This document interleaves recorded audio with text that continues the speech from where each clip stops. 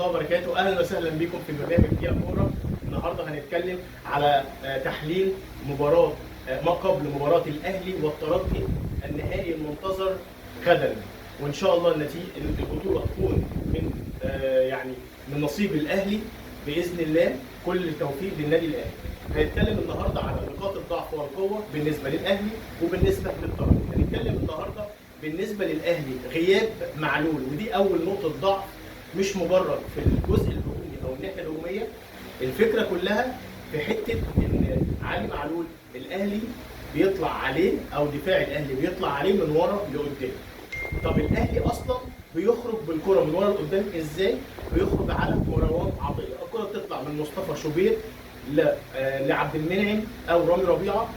مروان عطيه بيبتدي ينزل قدام الاثنين مدافعين، يكون السيرد باك بيبتدي يستلم منهم وبيطلع بالكوره من ورا لقدام لامام عاشور، وهكذا توزيع على الوينجات او الاجناب، طبعا الشحات او تاو. طيب المشكله هنا مش في الحته الهجوميه بس، لا، المشكله ان علي معلول هو مفتاح لعب من الخروج بالخروج الكره من ورا لقدام.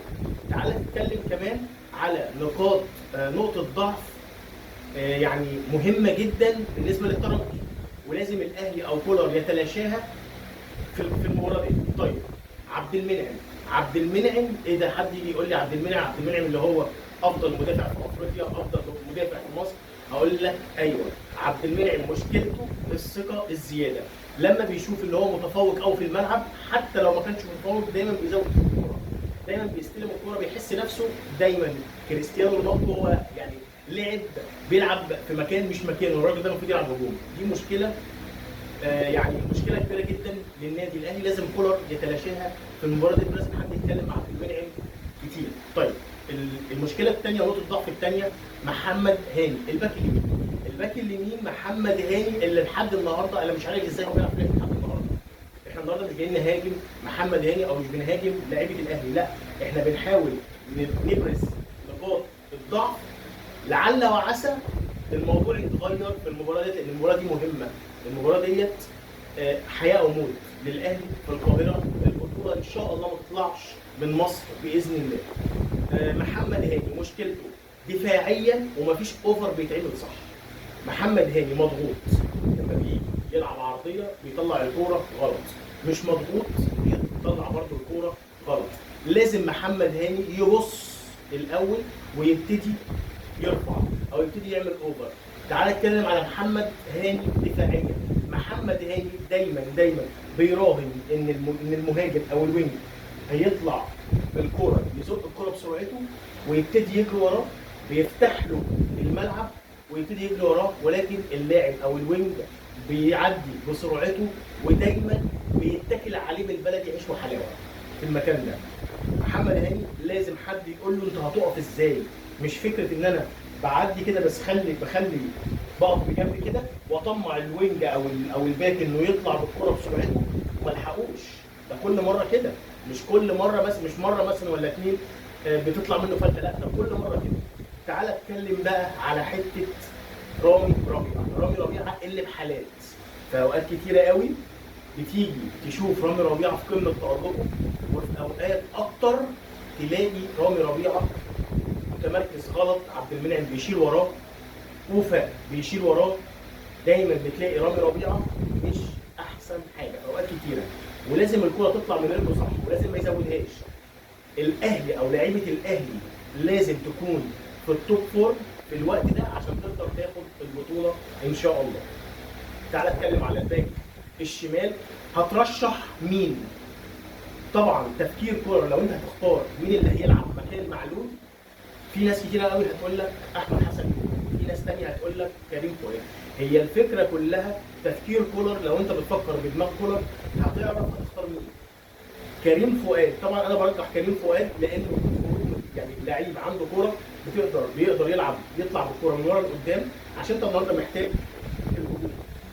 ناس ثانيه تقول لك لا يا عم، ده احمد حسن في عشان يامن الدفاع. النهارده انت مش مطالب بالدفاع على قد الهجوم. طبعا انت طبعا مطالب ان مفيش جول يدخل فيك، ولازم تدوس عشان تقدر تكسب وما يدخلش فيك جوال، ولكن الحته دي لازم تطلع من الكره من ورا لقدام، النزعه الهجوميه لازم تكون اقوى. تلعب تبص بقى نص الملعب، عندك مروان عطيه يلعب تمام زي الفل.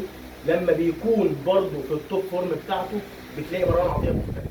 مروان عطيه شال كتير الماتش اللي فات، ماتش الترجي، ولكن منتظرين الافضل. احنا محتاجين ان لعيبه الاهلي تكون في التوب فورم الماتش ده. لو هو الماتش خلاص ماتش الموسم، تتكلم بقى على امام عاشور.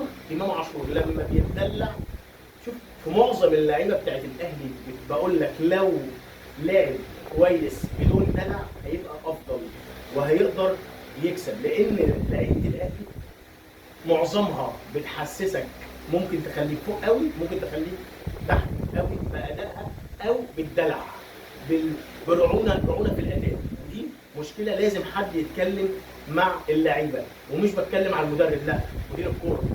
الكلام ده موجه لخالد بيبو. لابد خالد بيبو يكون نفس صرامه سيد عبد الحفيظ. شئنا ام ابين لازم عشان تلاقي اللعيبه دايما في مستواها الثابت.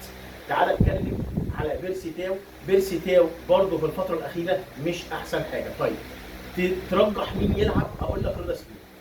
الوينج الشمال يلعب الشحات.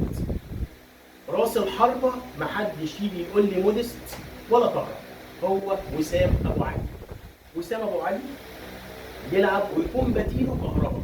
ولو الدنيا لا قدر الله زنقت في الاخر خالص وانت ضاغط والكره جوه منطقه الجزاء، موديست وجوده مهم في الكور العاليه. كل التوفيق للنادي الاهلي. تعالى اكلمك على نقاط الضعف للترجي. نقاط الضعف للترجي هو الباك اليمين، اسمه بن حموده. ده لاعب ضعيف في الالتحامات، بيتقدم بدون حذر. الاهلي يقدر يلعب عليه. دايما لعيبه الترجي بتكون مثلا في ماتشات كتيره بتلاقي لعيبه الترجي مايله للباك اليمين. الكره تجميع اللعب لو الباك اليمين، بتلاقي الكره العابره للقارات ناحيه الشمال تتلعب للشمال. لعيبه الترجي ما بتعرفش تروح على نفسها في الوقت ده. نفس الكلام والعكس، الكره تتجمع في الشمال وتتلعب في اليمين. طيب عندك 2 سيرد باكات، محمد طباي ومرياح، الاثنين كبار في السن، تقدر تلعب عليهم بقوه وتقدر تلعب عليهم بذكاء. الاثنين مين اللي يقدر يعمل الكلام ده؟ 2 لعيبه، وسام ابو علي وان شاء الله كهربا مع يقدر يعمل الكلام ده. دفاع الاهلي لازم يكون صارم جدا. هجوم الاهلي لازم ما يضيعش نص فرصه ويلعب على انصاف الفرص. كل التوفيق للنادي الاهلي، كل التوفيق لكولر في اختياراته وفي تغييراته في اداره الماتش. وان شاء الله باذن الله زي دلوقتي نبارك للاهلي وجماهير الاهلي باذن الله. والسلام عليكم ورحمه الله وبركاته.